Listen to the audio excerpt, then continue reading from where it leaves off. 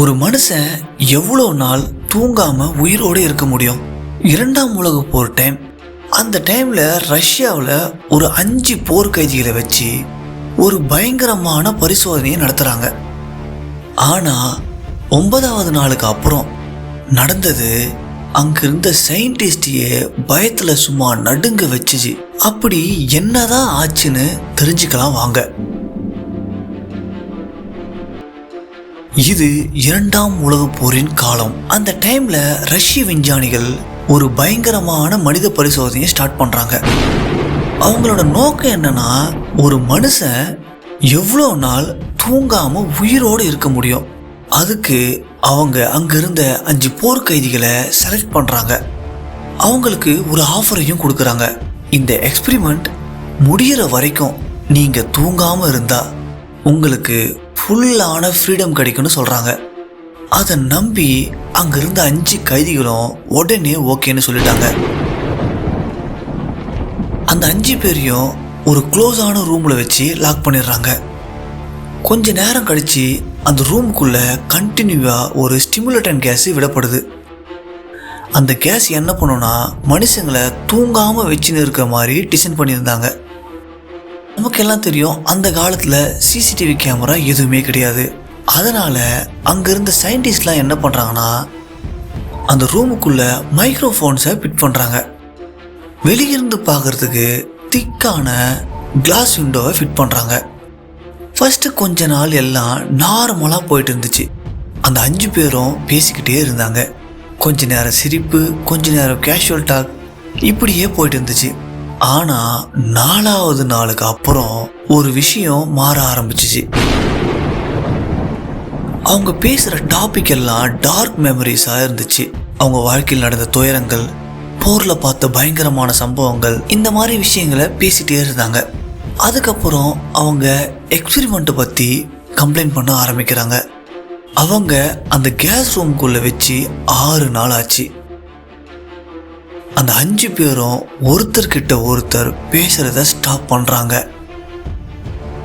அவங்க ஒருத்தரும் தனித்தனியா ரூமோட கார்னர்ல போயிட்டு சைலண்டா உட்கார்றாங்க. அவங்களுக்கு பேரனாய்டு வந்துருச்சு. அவங்க மெதுவா பேச ஸ்டார்ட் பண்றாங்க. அவன் ரொம்ப டேஞ்சரஸ், அவனை வெளியே அனுப்பாதீங்க இப்படின்னு மற்ற கைதிகளை ஒருத்தர் மாற்றி ஒருத்தர் தப்பா பேசி அவங்க வெளியே போலான்னு பிளான் பண்றாங்க. ஆனா சயின்டிஸ்ட் எதுவுமே ரியாக்ட் பண்ணவே இல்லை. 9th டே ஒரு கைதி திடீர்னு பயங்கரமா கத்த ஆரம்பிக்கிறான். அவன் 3 மணி நேரம் நான் ஸ்டாப்பா கத்திக்கிட்டே இருக்கான். அவன் ரூம் ஃபுல்லா ஓடிக்கிட்டே இருக்கான். அப்புறம் சடனா அவன் வாய்ஸ் ஸ்டாப் ஆகுது. அவன் அதிகமா கத்தி கத்தி அவனோட தொண்டையில இருக்க வோக்கல் கார்ட்ஸு கிழிஞ்சிட்டு இருக்கான்னு. அதுல அதிசயம் என்னன்னா, அவன் கூட இருக்க மற்ற கைதிலாம் அவனை கண்டுக்கவே இல்லை. மற்ற கைதிங்களாம் என்ன பண்றாங்கன்னா, அங்க இருக்க புக்ஸோட பேஜை கிழிச்சு அதை தண்ணியில நினைச்சு கண்ணாடி விண்டோவில் ஒட்டி அந்த விண்டோவை க்ளோஸ் பண்ணிடுறாங்க. அதனால சயின்டிஸ்ட்க்கு ரூம்ல என்னதான் நடக்குதுன்னு பார்க்கவே முடியாம போயிடுது. அதுக்கப்புறம் ரூம் ஃபுல்லா சைலண்டா ஆயிடுது. 3 நாளைக்கு எந்த சவுண்டுமே இல்லை. இப்படியே டே 12 ஆகுது. சயின்டிஸ்ட்லாம் ஆக்சிஜனோட கன்சியூமை பார்த்து அவங்க இன்னும் உயிரோடு தான் இருக்காங்கன்னு புரிஞ்சுக்கிறாங்க. அதனால சயின்டிஸ்ட் என்ன பண்றாங்கன்னா, இன்டர்காம்ல பேசுறாங்க. நாங்க ரூமுக்குள்ள வரப்போறோம், ஸோ நீங்க தரையில படுத்துக்கோங்க. அப்படி பண்ணீங்கன்னா ஒருத்தரை ரிலீஸ் பண்ணுவோம்னு சொல்றாங்க. கொஞ்ச நேரம் எல்லாம் சைலண்டா இருக்கு. அப்புறம் ஒரு கைதியோட சவுண்ட் மட்டும் வருது. எங்களுக்கு இந்த ஃப்ரீடம்லாம் வேணான்னு சொல்றான். அதுக்கப்புறம் 15th டே சயின்டிஸ்ட் என்ன முடிவு பண்றாருன்னா, இந்த எக்ஸ்பெரிமெண்ட்டை நம்ம ஸ்டாப் பண்ணலான்னு முடிவு பண்றாரு.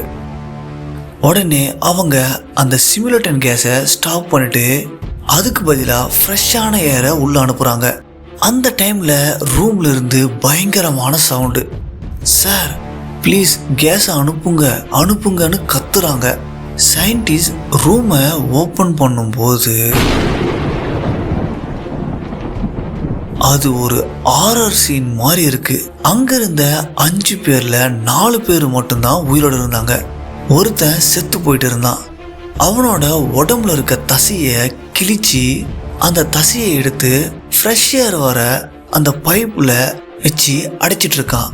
அதனால ரூம் ஃபுல்லா நிறைய தண்ணியா ஆயிட்டு இருந்துச்சு. ரொம்ப பயங்கரமான விஷயம் என்னன்னா, மற்ற 4 பேரும் அவங்க உடம்புல இருந்த தசைய அவங்களே கட் பண்ணி அவங்களே சாப்பிட்டுட்டு இருந்தாங்க. அவங்க யாரும் சாப்பாடு சாப்பிடவே இல்லை. சரின்னு அங்க இருந்த சோல்ஜர்ஸ் அவங்கள வெளியே கூட்டின்னு வர முயற்சி பண்றாங்க. ஆனா அந்த கைதிங்க சேம்பரை விட்டு நாங்க வெளியவே வரமாட்டோம், எங்களை இந்த சேம்பருக்குள்ளேயே வச்சு அந்த கேஸை கொடுங்கன்னு கத்துறாங்க. இருந்தாலும் அங்க இருந்த சோல்ஜர் அந்த கைதிகளை வெளிக்கொண்டு வர நிறைய முயற்சி பண்றாங்க. சடனா அதுல இருந்த ஒரு கைதி சோல்ஜரோட கழுத்தை பிடிச்சி கடிக்கிறான். உடனே அந்த சோல்ஜர் அங்கேயே செத்து போயிடுறாரு. எப்படியோ கடைசியா மீதி இருக்க 3 பேரை ஹாஸ்பிட்டலுக்கு கூட்டிட்டு போறாங்க. அங்க அவங்களுக்கு சர்ஜரி பண்ண மயக்க மருந்து கொடுக்குறாங்க. ஆனா அது வேலை செய்யவே இல்லை. அவங்க 3 பேரும் கண்டினியூஸா கத்திக்கிட்டே இருக்காங்க, கேஸை மீண்டும் போடுங்க போடுங்கன்னு. அதுல ஒரு கைதி மட்டும் அனஸ்தீசியா கொடுத்த உடனே செத்து போயிடுறான். இன்னொருத்தன் தூங்கின உடனே செத்து போயிடுறான். சரின்னு சொல்லிட்டு அங்க இருந்த சயின்டிஸ்ட் லாஸ்ட் கைதியை மட்டும் மறுபடியும் கேஸ் சேம்பருக்கு கூட்டிட்டு போறாங்க. அங்க அவனுக்கு இசிஜி மிஷினை கனெக்ட் பண்றாங்க. அந்த மிஷின்ல சயின்டிஸ்ட் ஒரு விஷயத்த நோட் பண்றாரு. அவன் கண்ணை மூடுற ஒவ்வொரு டைமும் அவனோட பிரெயின் ஆக்டிவிட்டி ஃபிளாட் லைன்ல போகுது. அதாவது அவன் தூங்குற ஒரு செகண்டும் அவனோட பிரெயின் செத்துக்கிட்டு இருக்கு. லாஸ்டா அவன் தூங்கின உடனே அவனோட ஹார்ட்டும் நின்று போது அவனும் செத்து போறான். இந்த ரஷ்யன் ஸ்லீப் எக்ஸ்பெரிமெண்ட் ஸ்டோரிக்கு எந்த ஒரு உண்மையான எவிடன்ஸும் இல்லை. இது ஒரு இன்டர்நெட் ஹாரர் ஸ்டோரியா இருக்கலாம். அதனால இது உண்மையா இல்லையான்னு தெரியாத ஒரு பயங்கரமான மர்ம கதையா இருக்கு. அடுத்த கிரைம் ஸ்டோரியில உங்களை சந்திக்கிறேன். நான் உங்கள் அஸ்வின்.